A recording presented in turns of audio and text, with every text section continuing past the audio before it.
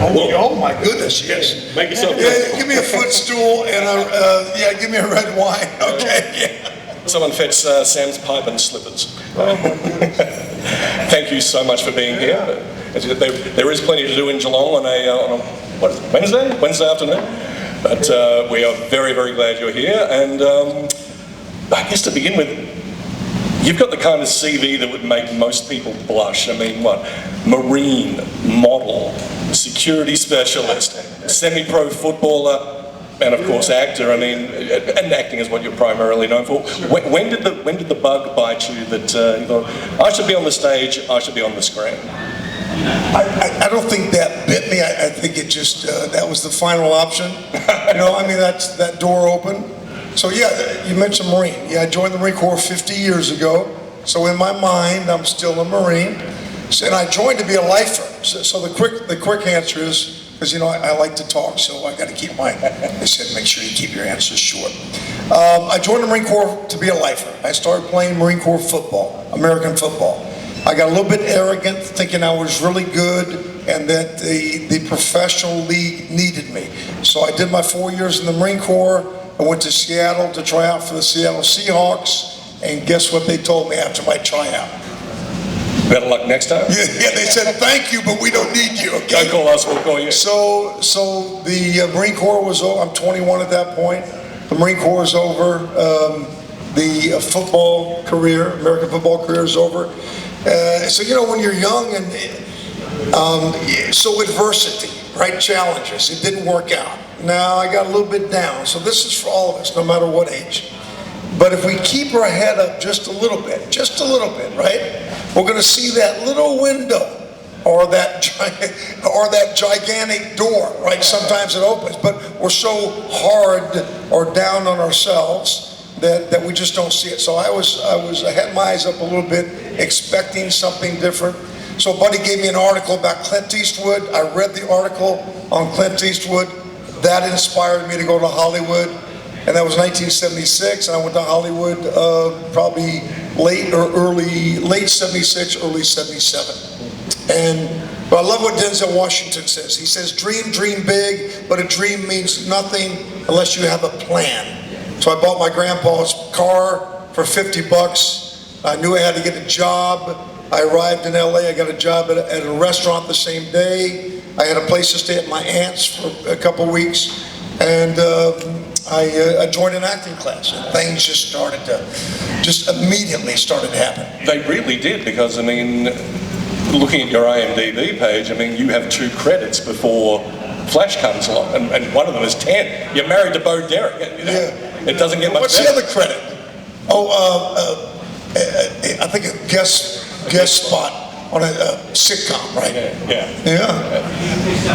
You have undoubtedly told this story a million times, so let's make it 1,000,001. Tell us how Flash Gordon came about for you. How did it happen? Well, it was a long process, but initially this is what I was told. I was filming with Blake Edwards. Remember Blake Edwards? He directed all the Pink Panther. Oh, good. Yeah, all the Pink Panther movies. Iconic director.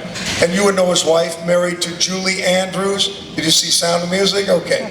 But evidently, by the way, Dino De Laurentiis was producing the new Flash Gordon, and his mother-in-law was visiting at his house one day. They happened to be watching a game show that I was on. Many years ago, they would hire young, unknown actors to come on and try to be a contestant, you know. So I was playing this potential date. Anyway, she said, "Come here, Dino." This is the mother-in-law. She said, and she pointed to me.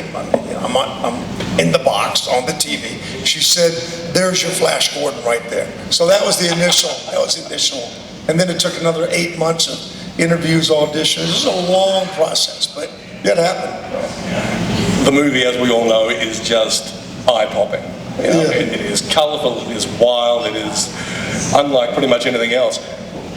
It's amazing looking at it on a screen. I can only imagine what it was like walking onto some of those sets the very first day. Yeah, I mean, when people ask me about it, especially the younger generation that have not seen Flash Gordon, you know, they've seen Ted and Ted 2.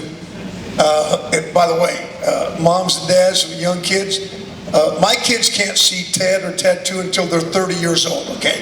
Just wanted to get that out there, okay? So yeah, so people that haven't seen it, they ask me, how do you describe Flash Gordon? And the first thing that comes to my mind is it's a visual masterpiece. It really is. I mean, Dino hired Dinelli Donati. Who's he?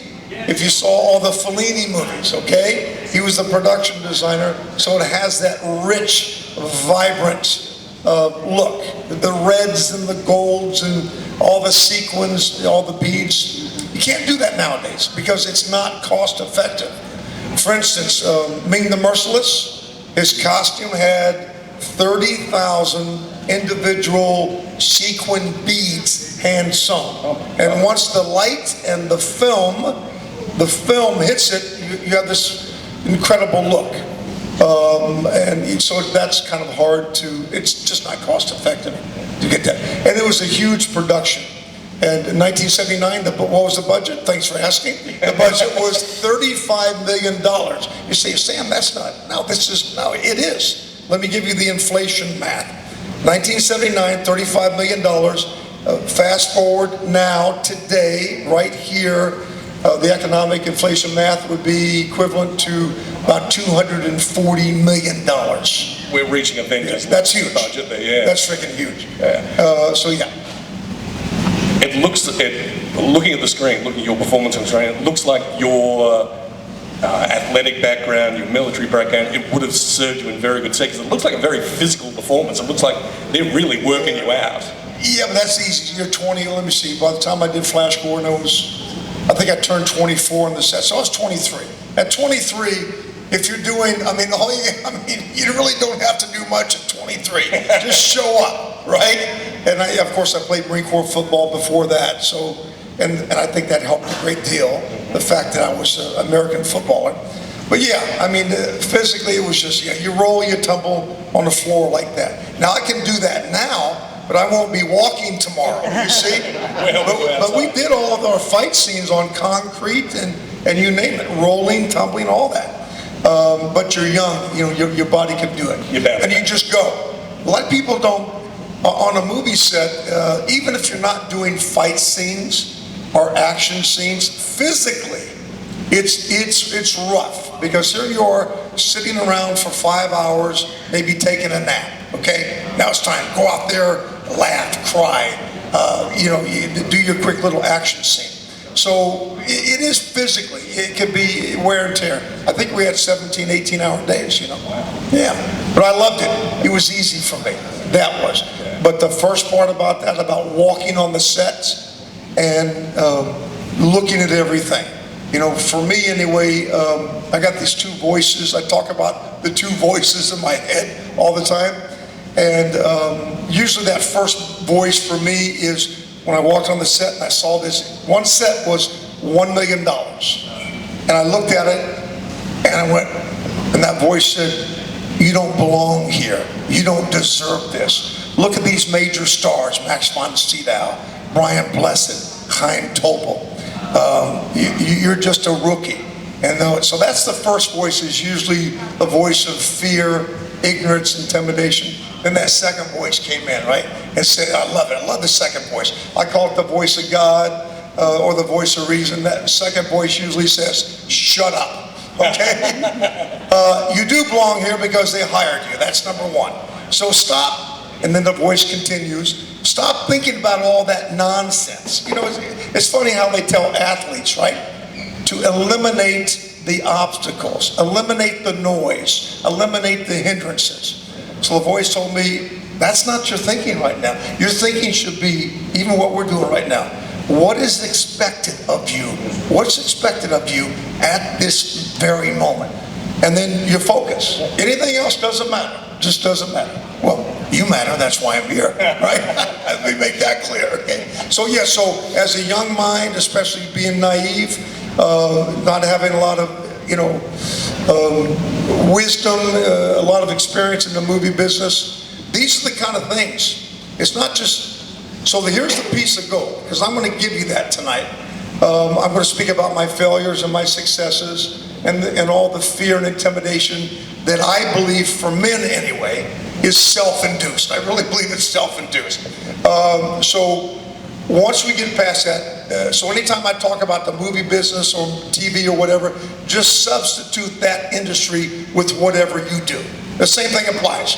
There's no difference. So anyway, that's my encouragement, is basically get over those thoughts and let that good voice of reason and God come in and say, yes, you do have value. Yes, you belong here. And you're not just showing up. You're going to do this with a spirit of excellence, and you're going to have great success. And that's how I run my life. That's how I run my thinking.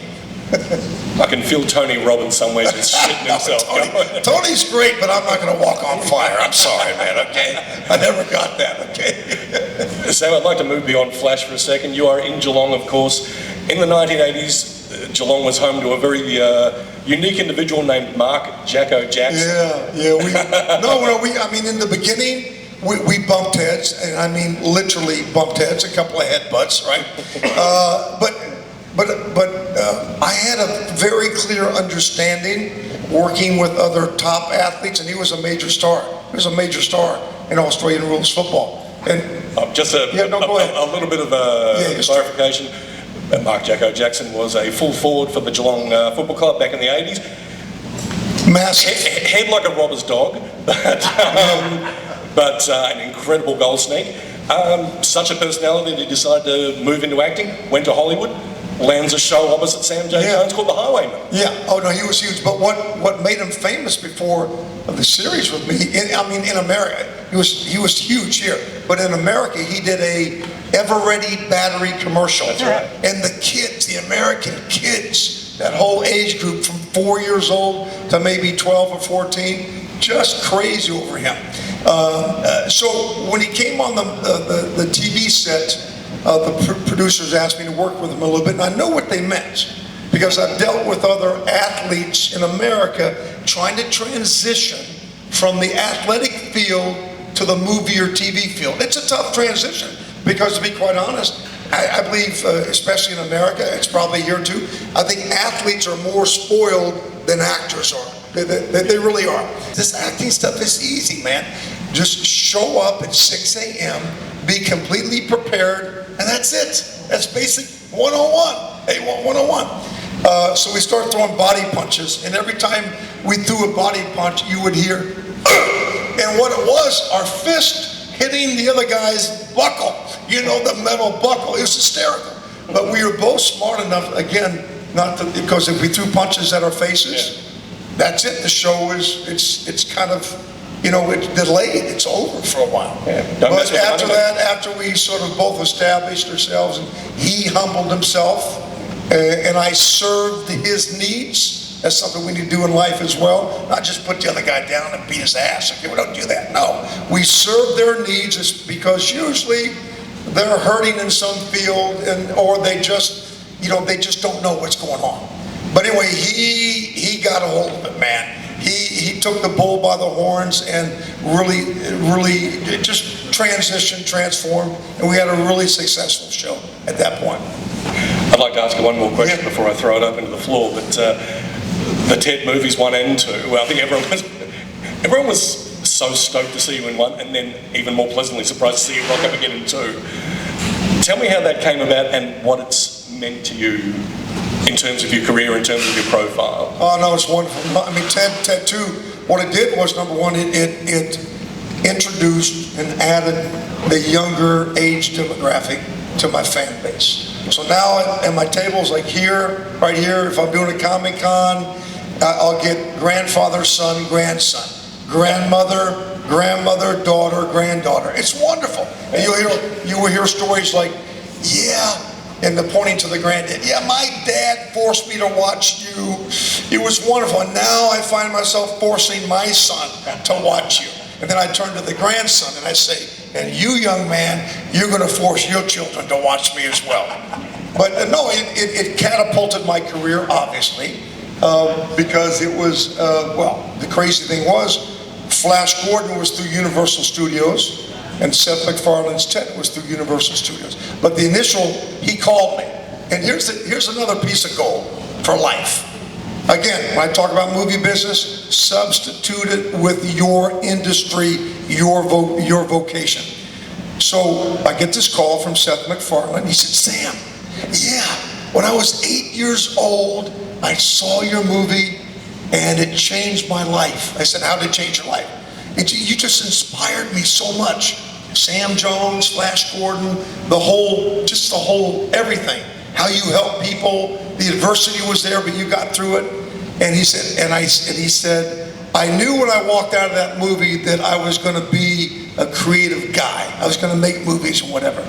So, and then he said, I've got this, he kind of embellished the truth. He said, I've got this great movie, which was a great movie. I got this great movie about this cute little teddy bear. Again, that little teddy bear ain't cute. He's a nasty little thing, okay? So here's my point. So he brought me in, I'm part of the Ted franchise. But here's the deal. So he was 8 years old, okay? Again, substitute this with your vocation.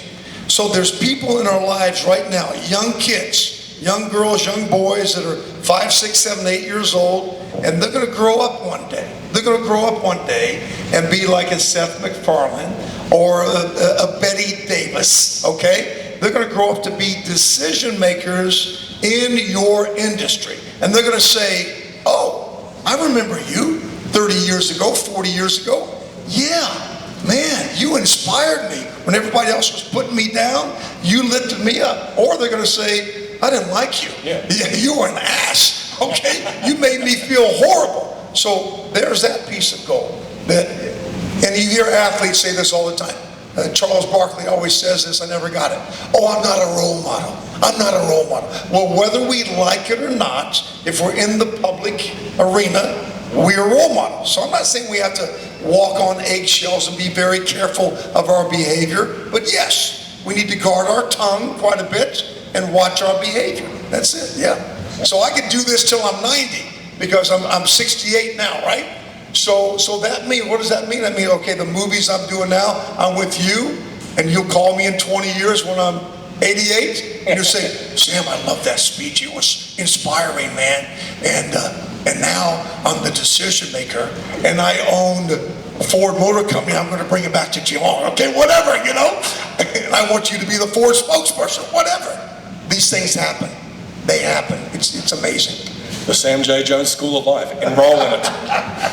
I'm going to throw it over to the floor. I imagine we've got some few folks here who want to ask a question. I'm wondering exactly how I'm going to go about that. I might have to actually go out there with this. So if you've got a question, raise your hand and I may hand you the mic. Oh, here's a lady.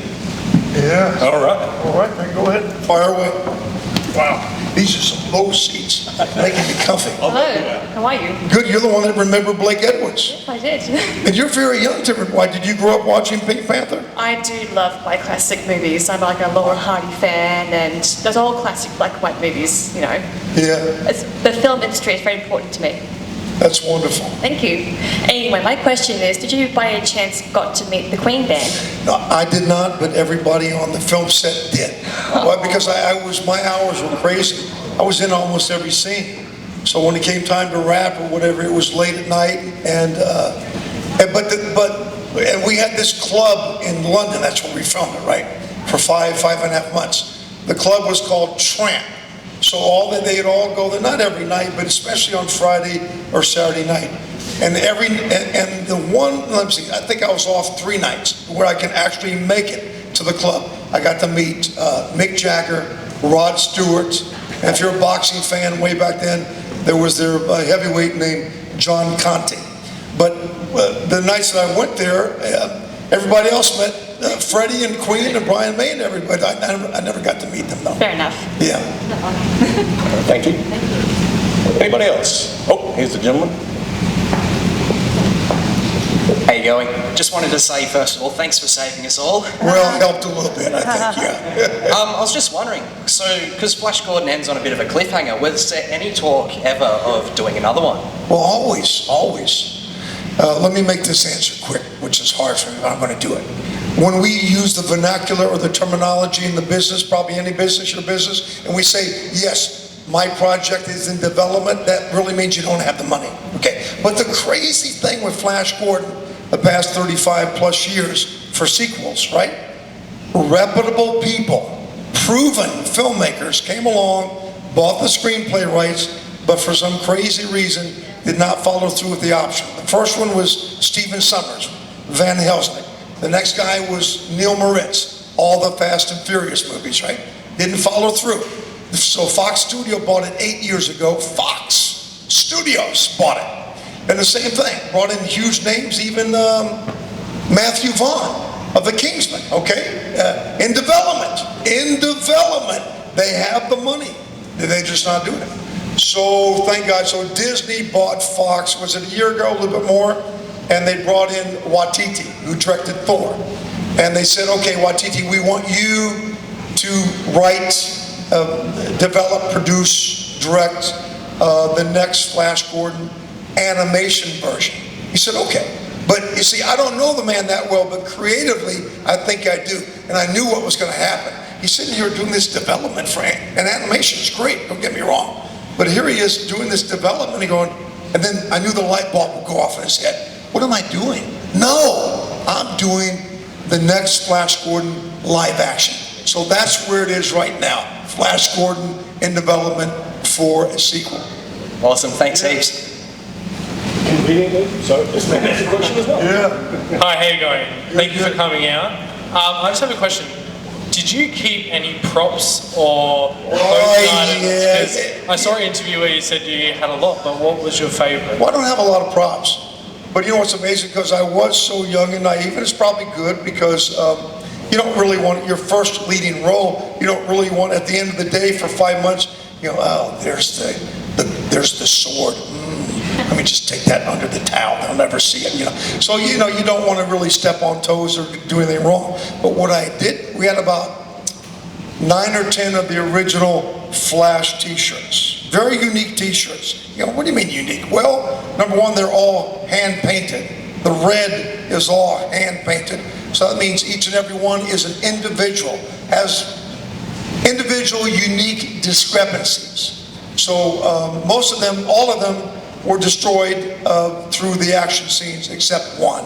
So guess who walked away with the only existing Flash T-shirt? Nah. Is that the one you're wearing, Ted? Or? No, gosh. No, I don't want to put it on because it's a high item. I mean, you know, I don't want to stretch it out.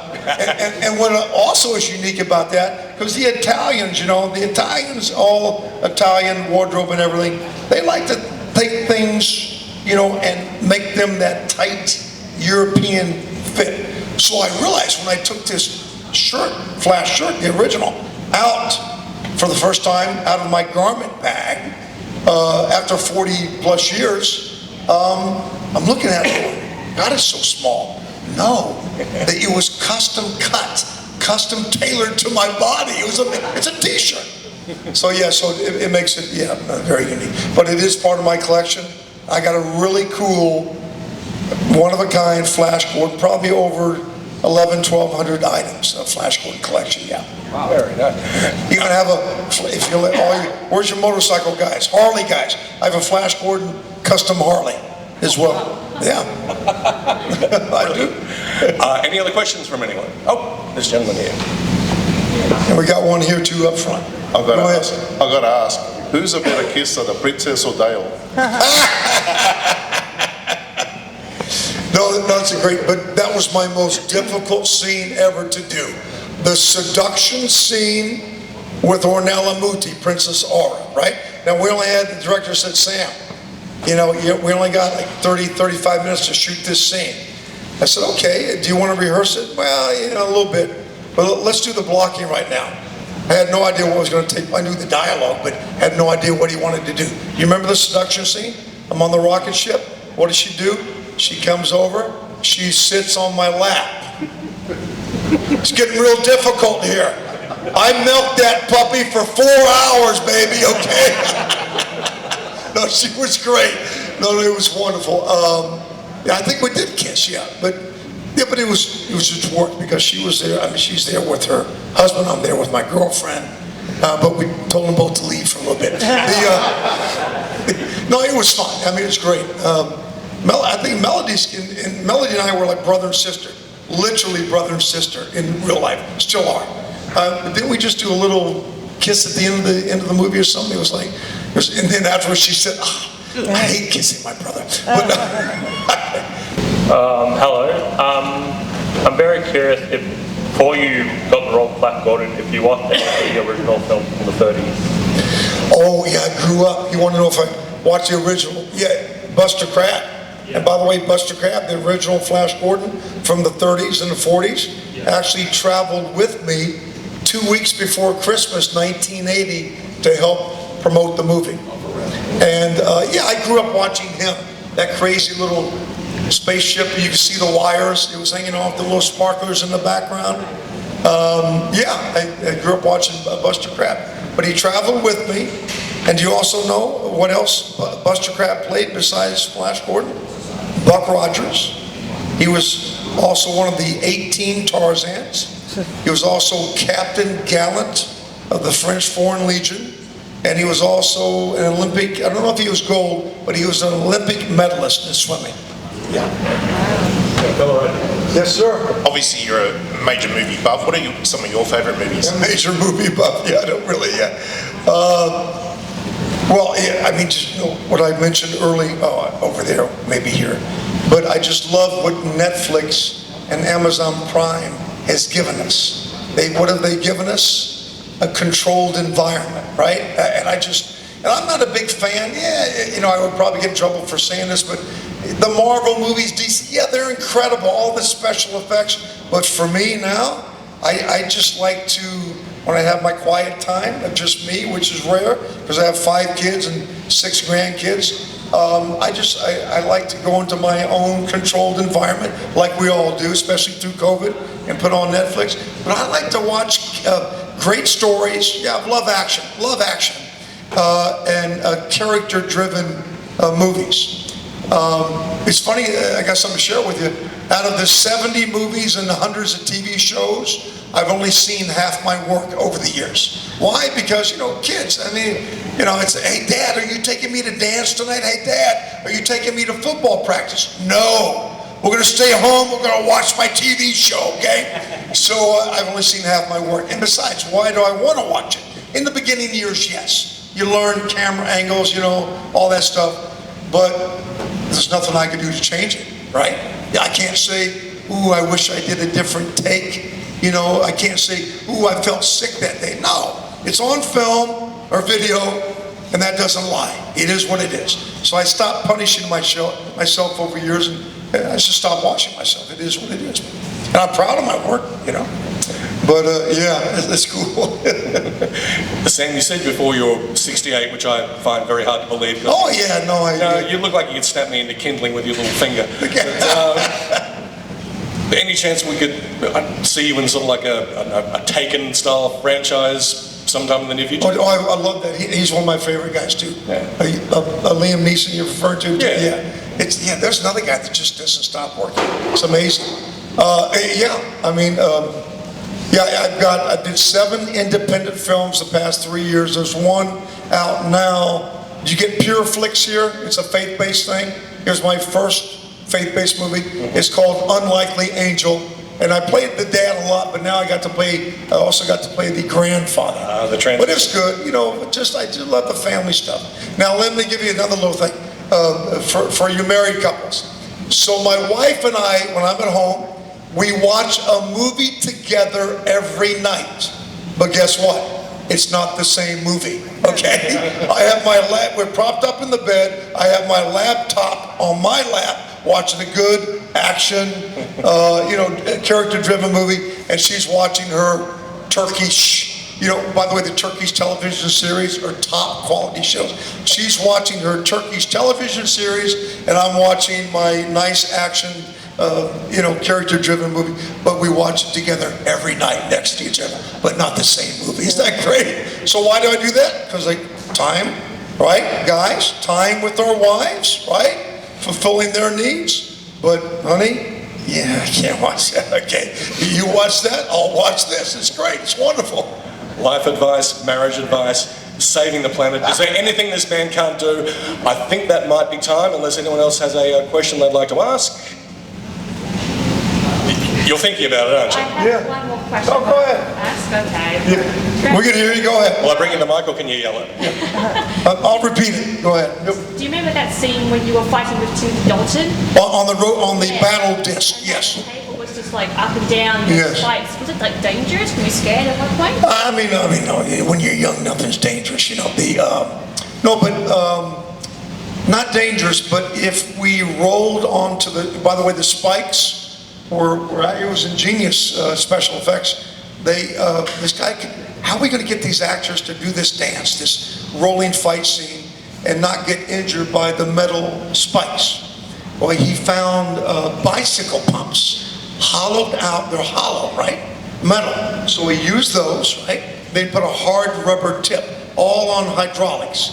So we did choreograph everything, but it wasn't so much if we rolled on a spike, yeah, you get a little abrasion, you wouldn't get cut. But the problem is, you break it, and you shut down production. So we didn't do that. But in its highest rotation, elevation, it was probably 23, 24 feet. And so I knew we were going to fall a lot. So up here like this, and in England, and I think they're doing that here a lot now, they're starting to actually transition from airbags and gigantic foam things to stacked boxes. You fall into a stack of boxes. It's quite unique. So I looked at it, I said, I looked at the stuntman. I said, are you freaking kidding me? He said, no, mate. I said, well, then jump. So he jumped onto the boxes, right? And on impact, you hear, oh! I said, what is that? He goes, oh, no, it's okay. On impact, the edge of the cardboard box sort of goes into your rib cage. But after that, you're fine. But no, it is an ingenious invention. On impact, yes, the edge gets you. But these boxes actually make this perfect mold of your body. It's quite unique. You just fall, and then it's a mold. It's in a custom mold of your body. It absorbs everything. So that's what we did. And they're starting to do that for stunts now. It's amazing. But then they got smart. So on top of these boxes they're using 43 years later now, they put a little rubber mat, okay, to avoid that edge impact. Yeah. Ladies and gentlemen, Sam J. Jones. Yeah.